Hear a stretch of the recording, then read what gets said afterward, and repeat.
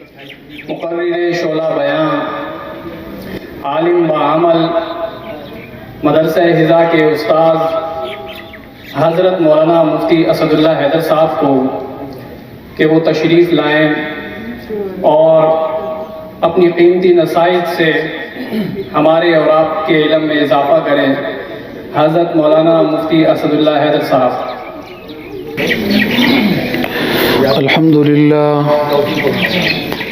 الحمد لله نحمده ونستعينه ونستغفره ونؤمن به ونتوكل عليه ونعوذ بالله من شرور أنفسنا ومن سيئات أعمالنا من يهده الله فلا مضل له ومن يضلله فلا هادي له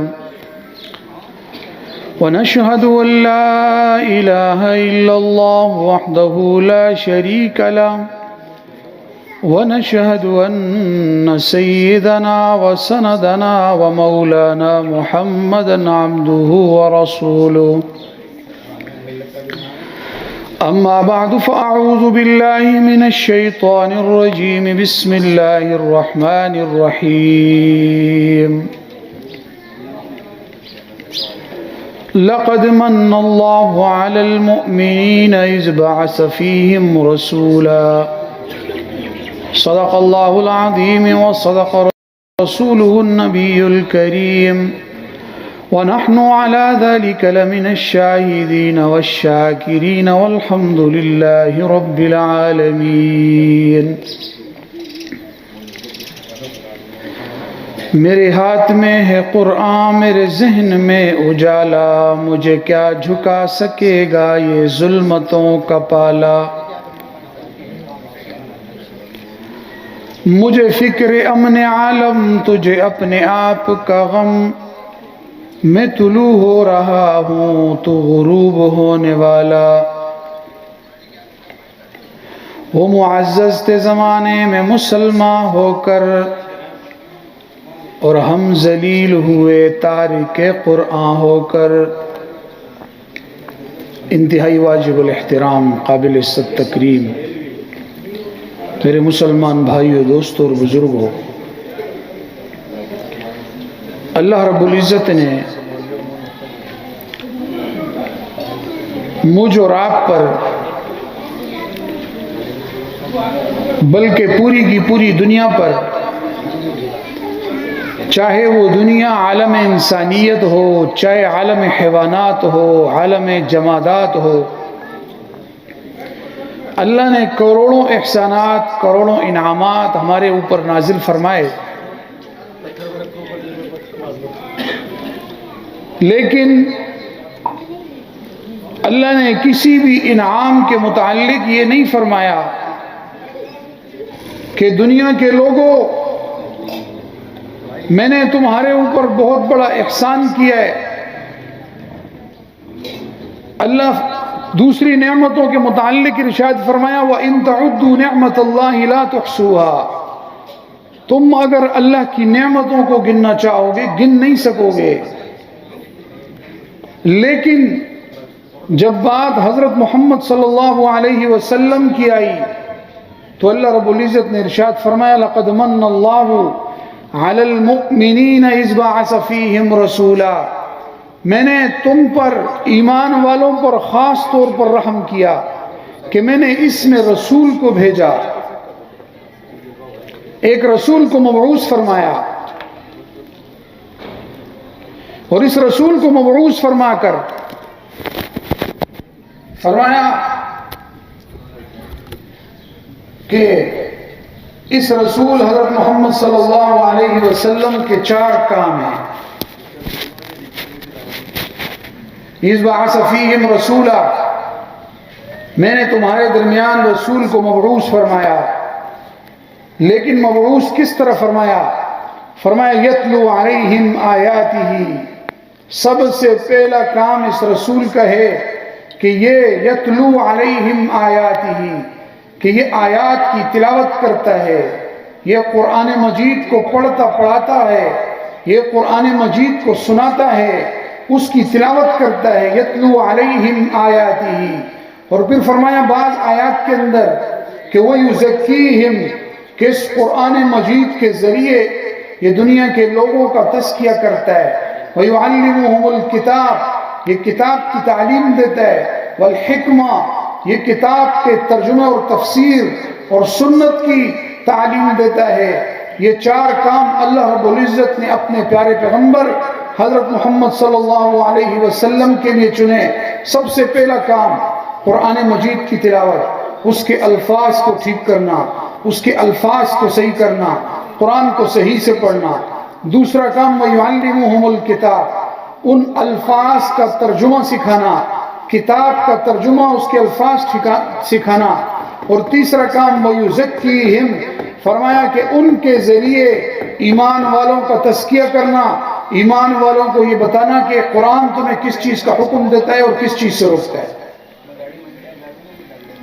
اللہ نے ان تین چار کاموں کے لیے اپنے پیارے حبیب حضرت محمد صلی اللہ علیہ وسلم کو چنا۔ اور آپ حضرات جانتے ہیں کہ حضرت محمد صلی اللہ علیہ وسلم اللہ تعالیٰ کے وہ عظیم پیغمبر ہیں کہ جن کا مقام تمام انبیاء سے زیادہ ہے۔ اللہ نے انبیاء تو بہت بھیجے، حضرت آدم کو انابت دی، حضرت شیش کو بھیجا، حضرت نوح کو جوش تبلیغ دیا، حضرت یوسف کو حسن و جمال دیا، حضرت یعقوب کو گریہ دیا، حضرت نوح کو گریہ دیا، حضرت ابراہیم کو امتحان میں پاس کرایا، حضرت ابراہیم پر امتحانات کو یک کے بعد دیگر امتحانات اتارے، حضرت ابراہیم ہر امتحان میں پاس ہوتے ہوئے نظر آئے، حضرت اسماعیل علیہ السلام کو ذبیح اللہ بنا کر اللہ نے دنیا میں بھیجا۔ الغرض 1,24,000 انبیاء آئے، کسی کو کیا دیا، کسی کو کون سا مقام دیا، لیکن یہ جتنے بھی پیغمبر آئے 1,24,000 حضرت آدم سے لے کر حضرت عیسیٰ تک ہر پیغمبر کی مثال اللہ نے ستاروں کی طرح بنائی۔ ایک ستارہ آ رہا ہے، دوسرا ستارہ جا رہا ہے، ایک ستارہ طلوع ہو رہا ہے، دوسرا ستارہ غروب ہو رہا ہے۔ حضرت آدم سے لے کر حضرت عیسیٰ تک آسمان نبوت پر یہ ہزاروں، یہ لاکھوں ستارے چمک رہے ہیں، لیکن اندھیرا کچھ نہ کچھ پھر بھی باقی ہے۔ اسی لیے کہ ایک کو پیغمبر بنایا تو ایک علاقہ حوالے کیا، دوسرے کو پیغمبر بنایا تو ایک وطن حوالے کر دیا، کسی کو پیغمبر بنایا تو ایک قوم حوالے کر دی۔ وَإِلَىٰ عَادٍ أَخَاهُمْ هُودًا، ہود کو قوم عاد کی طرف بھیج دیا۔ وَإِلَىٰ ثَمُودَ أَخَاهُمْ صَالِحًا، جب سمود کی باری آئی حضرت صالح علیہ السلام کو بھیج دیا۔ جب مدین کی باری آئی وَإِلَىٰ مَدْيَنَ أَخَاهُمْ شُعَيْبًا، شعیب علیہ السلام کو بھیج دیا۔ ایک ایک علاقے کے لیے ایک ایک پیغمبر بھیجا، لیکن ان پیغمبروں کی تبلیغ بھی ٹھیک تھی، ان کا انداز بھی ٹھیک تھا، یہ بالکل 100% کامل اور مکمل تھے، لیکن ضرورت ان ستاروں کے بیچ میں ایک ایسے سورج کی تھی کہ جو اکیلا پوری دنیا پر چھا جائے، جس میں آدم کی انابت بھی ہو، جس میں نوح کا جوش تبلیغ بھی ہو، جس میں حضرت یوسف کا حسن و جمال بھی ہو، جس میں حضرت عیسیٰ کی مسیحائی بھی ہو، جس میں انبیاء کا گریہ و زاری بھی ہو، جس میں انبیاء کی دعوت بھی ہو، جس میں حضرت یوشع بن نون کا جہاد بھی ہو۔ تب اللہ نے ارادہ فرمایا کہ آسمان نبوت کے ان ستاروں کے بیچ میں ایک ایسا چراغ بھیجا جائے، ایک ایسا سورج بھیجا جائے، وَدَاعِيًا إِلَى اللَّهِ بِإِذْنِهِ وَسِرَاجًا مُنِيرًا بنا کر بھیجا جائے۔ تب اللہ رب العزت نے ام القریٰ میں، مکہ کی بستی میں، عرب کے اس قبیلے میں، عبداللہ کے گھر میں، آمنہ کی کوکھ سے عبد المطلب کے پوتے کو اللہ رب العزت نے بھیج کر یہ پیغام دیا کہ لاکھ ستارے ہر طرف، ظلمت شب جہاں جہاں، لاکھ ستارے ہر طرف، ظلمت شب جہاں جہاں، طلوع آفتاب دشت و نگر سحر سحر۔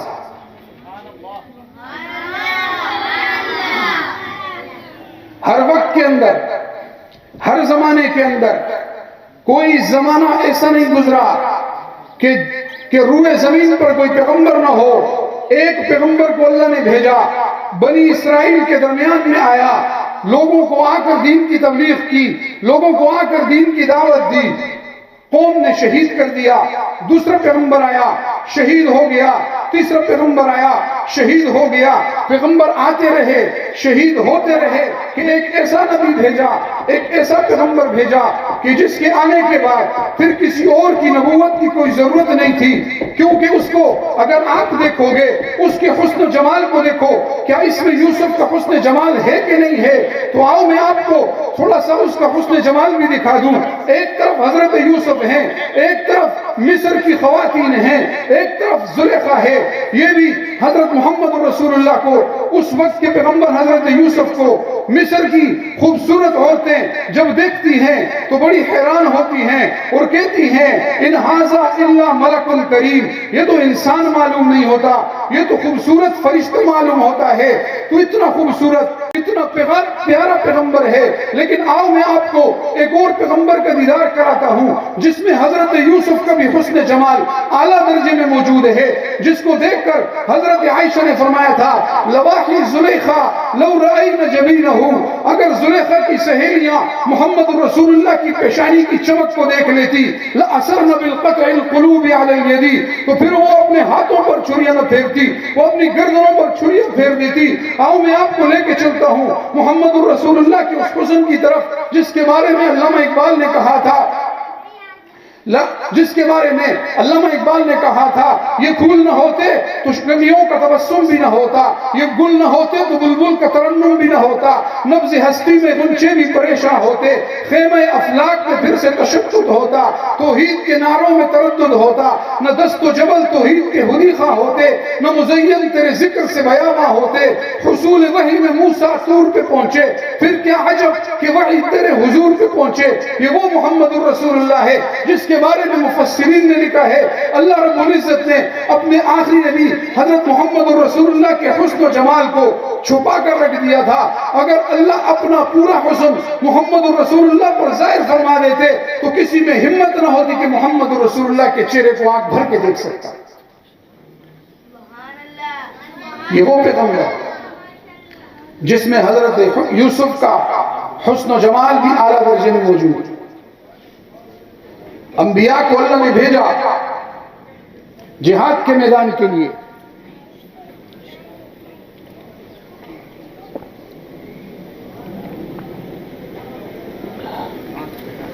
بہت سے انبیاء آئے، فرمایا وَكَأَيٍّ مِّن نَبِيٍّ قَاتَلَ مَعَهُ رِبِّيُّونَ كَثِيرٌ، اللہ نے بہت سے انبیاء بھیجے جنہوں نے آ کر جہاد کیا۔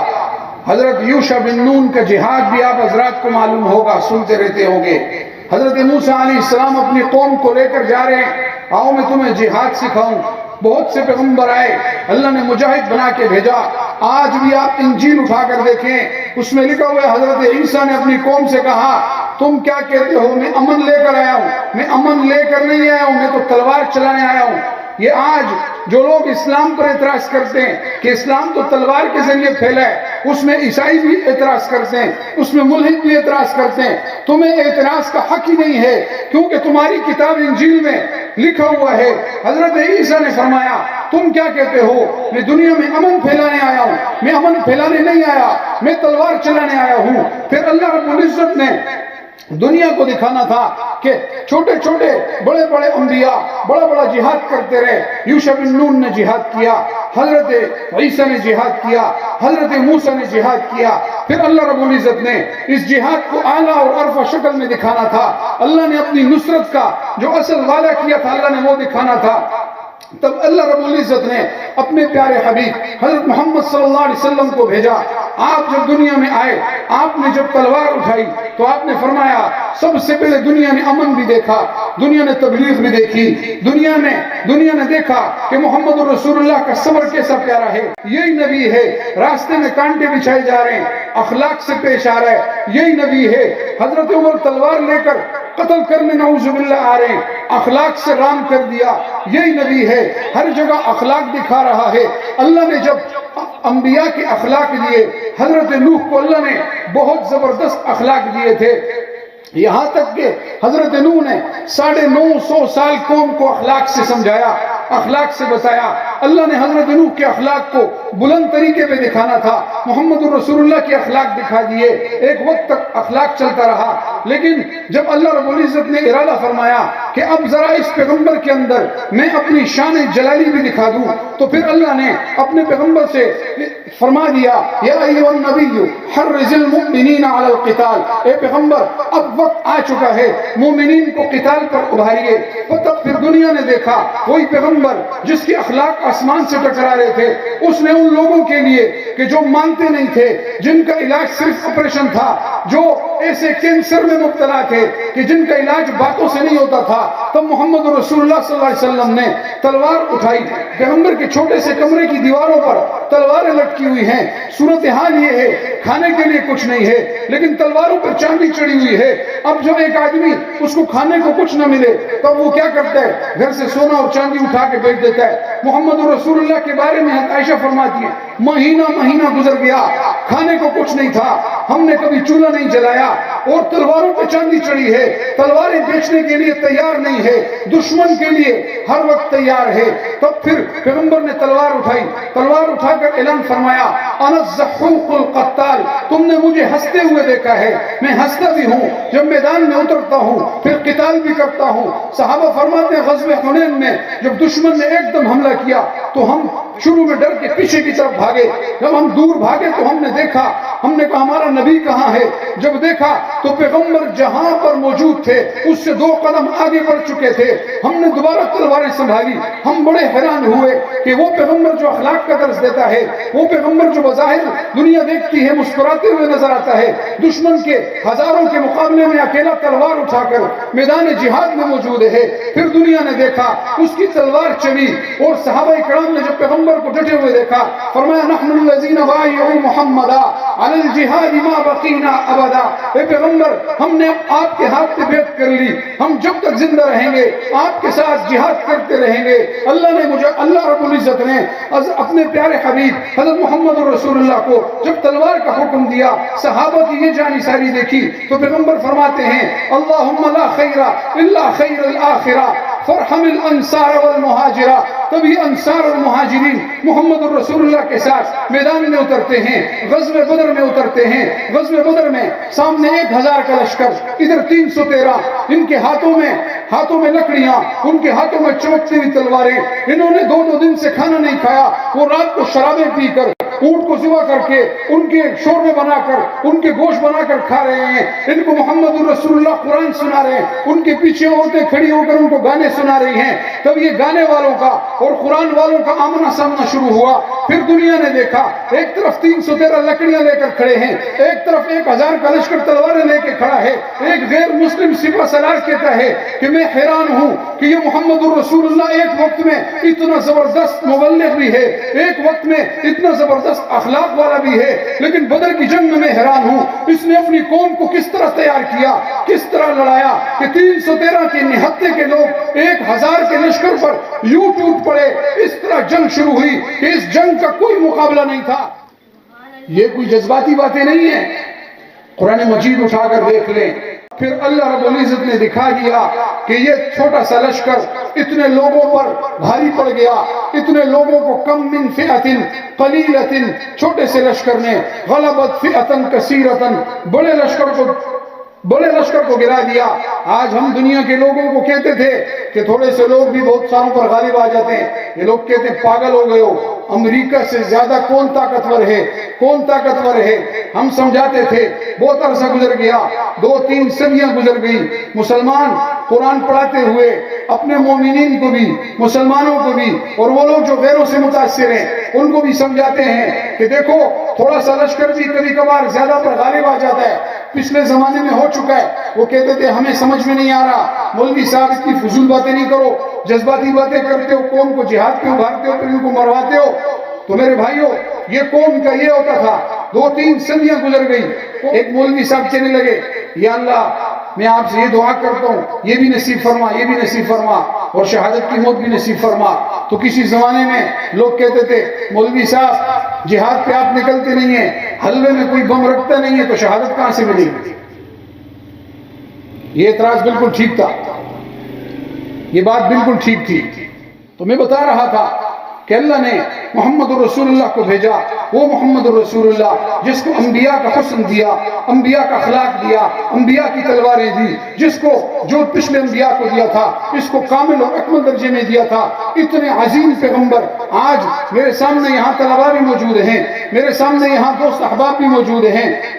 میں آپ سے آخر میں یہی عرض کروں گا کہ اتنا عظیم پیغمبر، اتنا زبردست پیغمبر، ایسا پیغمبر کہ اللہ نے جس پیغمبر کی شہر کی قسمیں کھائی، فرمایا لا اقسم بهذا البلد، جس کے اللہ نے چہرے کی قسم کھائی، فرمایا والضحى، جس کی زلفوں کی قسم کھائی، فرمایا واللیل، جس کے ہاتھ کا اللہ نے قرآن میں ذکر فرمایا، جس کے پتھر اٹھا کے پھینکنے کا اللہ نے ذکر فرمایا، وما رمیت اذ رمیت ولکن اللہ رمی، اس پیغمبر کے سینے کا اللہ نے ذکر فرمایا، الم نشرح لک صدرک، اے پیغمبر ہم نے آپ کے سینے کو کھول دیا، جس کے سر کے بالوں سے لے کر پاؤں کے ناخن تک ایک ایک چیز کا ذکر اللہ قرآن میں فرما رہے ہیں، جس کو اللہ نے کبھی یا محمد کہہ کے نہیں پکارا، کبھی طٰہٰ کہا، کبھی یاسین کہا، کبھی پیغمبر کی قسمیں کھائی، لعمرک، تیرے عمر کی قسم، ایسا پیغمبر اللہ نے میرے اور آپ کو دیا۔ اور پھر اس پیغمبر کے ذمہ کیا کام لگایا؟ یتلو علیہم آیاتہ، قرآن کی تلاوت کر۔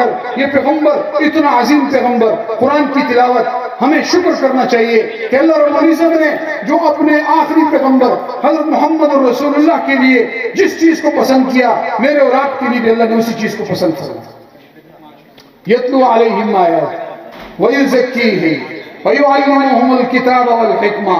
اور ابھی مولانا صاحب تقریر میں کہہ رہے تھے، اللہ فرماتے ہیں قل بفضل اللہ وبرحمتہ فبذلک فلیفرحوا، سب سے بڑا فضل اللہ کا قرآن مجید ہے، اللہ کا کلام ہے، اللہ نے میرے اور آپ کے لیے اس کو اتارا۔ اور پھر فرمایا فلیفرحوا، خوش ہو جاؤ کہ اللہ نے تمہیں اتنی بڑی دولت سے نوازا ہے۔ وہ خیر مما یجمعون، یہ جو دنیا کے لوگ جمع کر رہے ہیں، یہ جو مال جمع کر رہے ہیں، جو دنیا جمع کر رہے ہیں، جو دنیا کی صبح شام فکر میں لگے ہوئے ہیں، تمہیں ان کی ٹینشن لینے کی ضرورت نہیں ہے، تم میرے قرآن کی خدمت کرو۔ آخری بات عرض کروں گا اور بات ختم کروں گا۔ علماء نے لکھا ہے اللہ نے دنیا میں جس کو بھی بھیجا ہے کوئی نہ کوئی کام دے کے بھیجا ہے۔ کسی سے کہا کہ تجھے میں نے کپڑا دیا ہے، اس کپڑے پر محنت کر تجھے رزق دوں گا۔ پھر وہ کپڑے والے نے کیا کیا؟ دھاگا لیا، کپڑا بنایا، پھر اس کپڑے کو کاٹا، پھر اس کو آپس میں سیا، اللہ نے اس کو رزق دیا۔ کسی کے حوالے اللہ نے پتھر کر دیے، اس نے پہاڑ کو کاٹا، پتھر نکالے، ماربل توڑے، ماربل بنائے، پھر اس کو ماربل کو جوڑ دیا، اللہ نے اس کو رزق دے دیا۔ کسی کو اللہ نے زمین دے دی، اس نے زمین پر محنت کی، اس زمین کے اندر بیج ڈالے، پھر اس زمین کو جوڑ دیا، اللہ نے رزق دے دیا۔ پوری دنیا کے لوگوں کو کسی کو اللہ نے پتھر پہ لگایا، کسی کو اللہ نے زمین پہ لگایا، کسی کو اللہ نے کپڑے پہ لگایا، کسی کو اللہ نے کسی کام پہ لگایا کہ ان کو جوڑتے رہو، میں رزق دیتا رہوں گا۔ لیکن قربان جاؤں، اللہ رب العزت نے جب دیکھا کہ میرے بندے قرآن کو پڑھنے اور پڑھانے والوں کی باری آئی تو اللہ رب العزت نے ان سے کہہ دیا تمہیں کپڑے جوڑنے کی ضرورت نہیں ہے، تمہیں پتھر جوڑنے کی ضرورت نہیں ہے، تمہیں زمین جوڑنے کی ضرورت نہیں ہے۔ تم کیا کرو؟ تم اس قوم کو مجھ سے جوڑ دو، میں تمہیں روزی دوں گا، میں تمہیں روزی دوں گا۔ جس طرح لوگ جوڑتے ہیں تم بھی جوڑو، میں تمہیں اس وجہ سے روزی دوں گا کہ تم بھٹکے ہوئے لوگوں کو مجھ سے جوڑو، میں تمہیں روزی دوں گا۔ دنیا داروں کی فکر نہ کرو، ان دنیا داروں کو میں اتنا مجبور کر دوں گا، کمائیں گے یہ لوگ، کھاؤ گے تم لوگ، یہ وہاں کمائیں گے محنت کر کے، لا کے تمہارے منہ میں ڈالیں گے، تمہیں لقمے دیں گے۔ یہی وجہ ہے کہ زمانہ گزر گیا، صدیاں گزر گئی، کیسے کیسے حالات آ گئے، گندم مہنگی، پیٹرول مہنگا، ہر چیز مہنگی ہو گئی۔ لیکن مولوی صاحب کا پہلے وزن 80 کلو تھا، اب 90 کلو ہو گیا۔ مولوی صاحب کا وزن بڑھتا جا رہا ہے اور انشاءاللہ جتنی مہنگائی ہوگی اور وزن بڑھے گا۔ اللہ رب العزت پر اعتماد کرنا ہے، توکل کرنا ہے۔ مشکلات کس کو نہیں آتی؟ کبھی کبھار مدارس میں مشکلات آتی ہیں، کبھی دینداروں میں مشکلات آتی ہیں، یہ مشکلات کس پہ نہیں آتی؟ کروڑوں روپے کا کاروبار ہے، اس سے پوچھو بھائی صاحب کیا حال ہے؟ بہت پریشان ہے۔ کروڑوں کا کاروبار ہے، پریشان کیوں ہے؟ اسی وجہ سے تو پریشان ہے۔ اور اللہ بھی قرآن میں فرماتے ہیں وَلَا تُعْجِبْكَ أَمْوَالُهُمْ وَأَوْلَادُهُمْ، زیادہ مال اور زیادہ اولاد جو ان لوگوں کو میں نے دی ہے تو اس پر غم نہ کر۔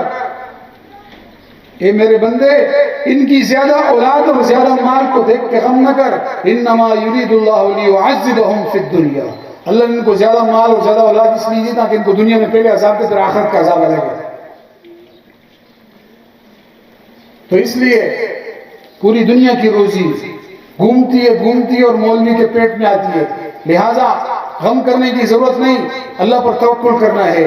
اللہ پر توکل کر کے جب میدان میں نکلیں گے، بہت بڑے بڑے میدان باقی ہیں. قرآن کو سینے سے لگانا ہے، قرآن پر عمل کرنا ہے اور قرآن کو لے کر چلنا ہے.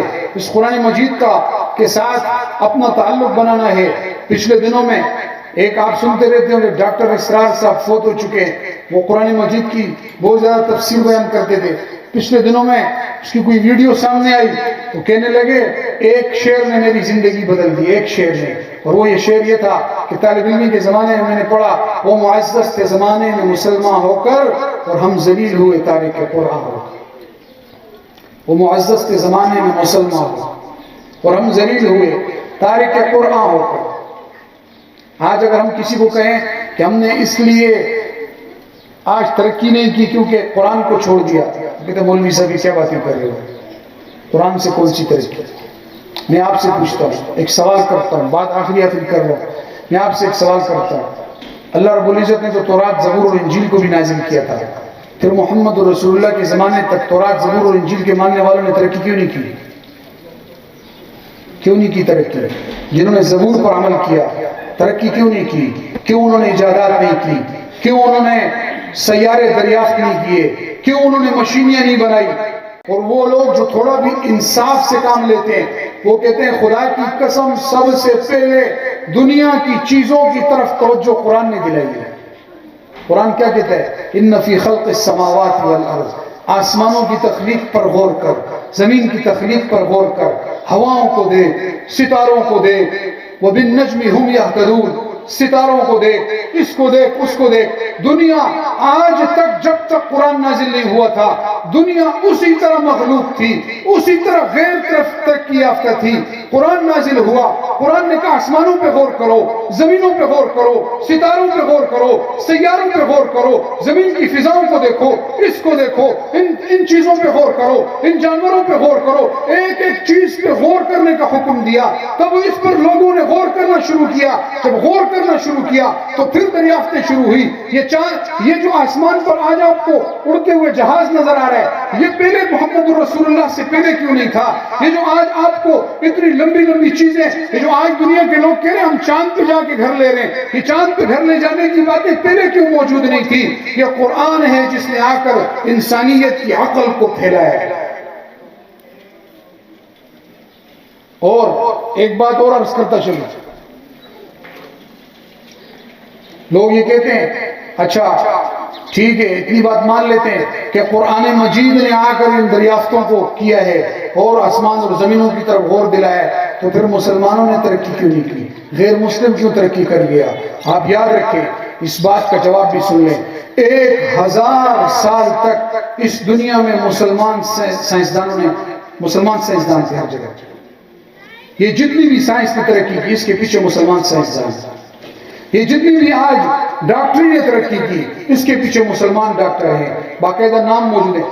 1000 سال تک. پھر اس کے بعد کیا ہوا؟ پھر اس کے بعد وہی ہوا کہ وہ معزز کے زمانے میں مسلمان ہو کر پھر قرآن کو چھوڑا، پھر ذلیل ہوئے.